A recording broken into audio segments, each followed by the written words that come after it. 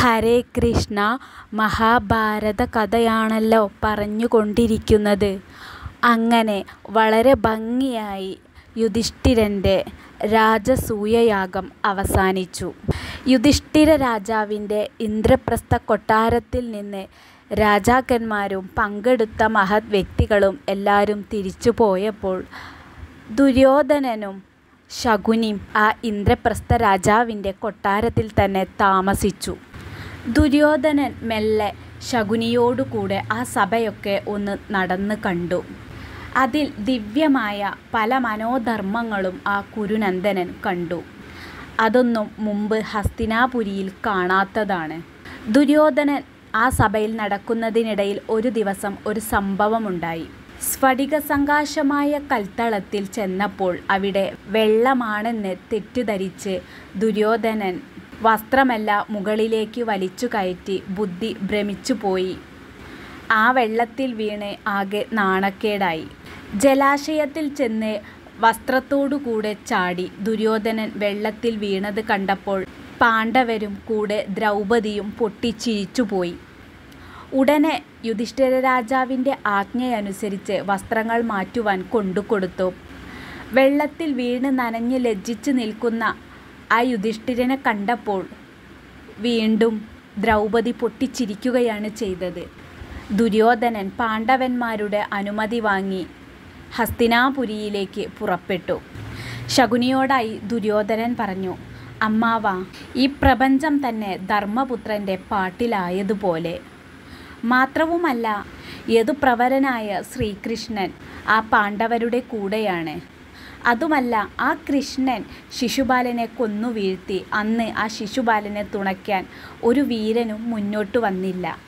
പല രാജാക്കന്മാരും രത്നങ്ങളും മറ്റുമായി എത്തി പാണ്ഡവരെ ഉപാസിച്ചു.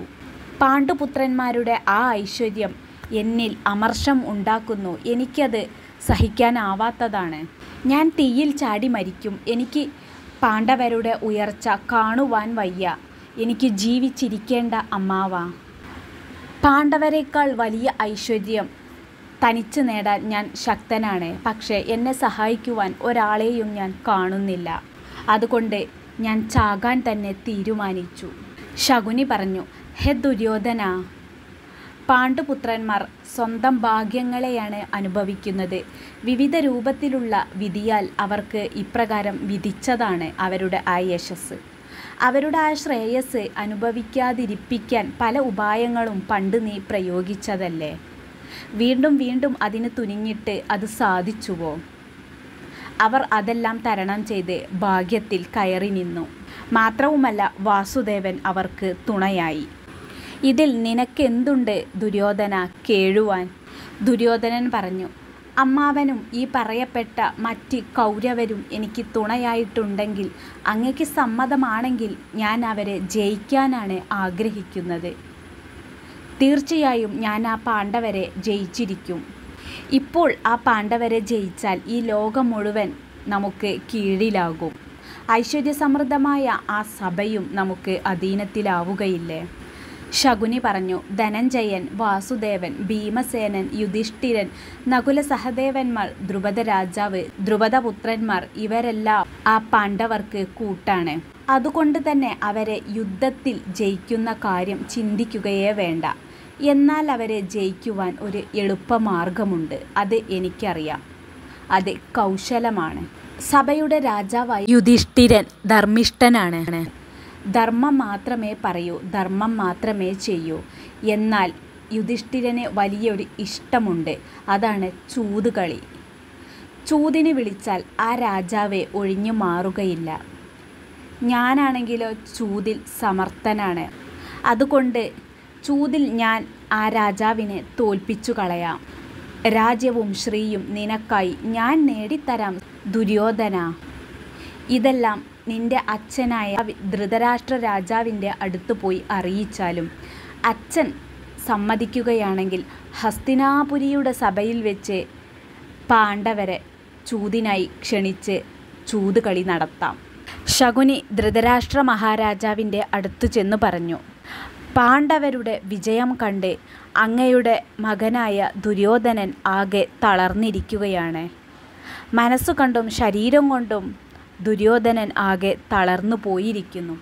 അതിൽ നിന്നും മോചനം നേടാൻ ഒരു വഴി മാത്രമേ ഉള്ളൂ. പാണ്ഡവനിൽ അതിരില്ലാതെ കണ്ട ലക്ഷ്മിയെ നമുക്ക് നേടണം. അതിന് ഒരു ഉപായമുണ്ട് രാജാവേ, അത് കേൾക്കുക. ഈ ലോകത്തിൽ ചൂതുകളി എന്നെപ്പോലെ അറിയാവുന്നവർ ആരുമില്ല. ചൂതിൽ ഉള്ളും പണയവും തക്കവും കണ്ടറിഞ്ഞവനാണ് ഞാൻ. ധർമ്മജനാണെങ്കിൽ ചൂത് കളിക്കുവാൻ ആശയുണ്ട്, കളിക്കുവാൻ ഒട്ടും അറിയുകയുമില്ല. വിളിച്ചാൽ രാജാവ് തീർച്ചയായും ചൂതിന് വരും. അവനെ കള്ളക്കളി കളിച്ച് തീർച്ചയായും ഞാൻ ജയിക്കാം.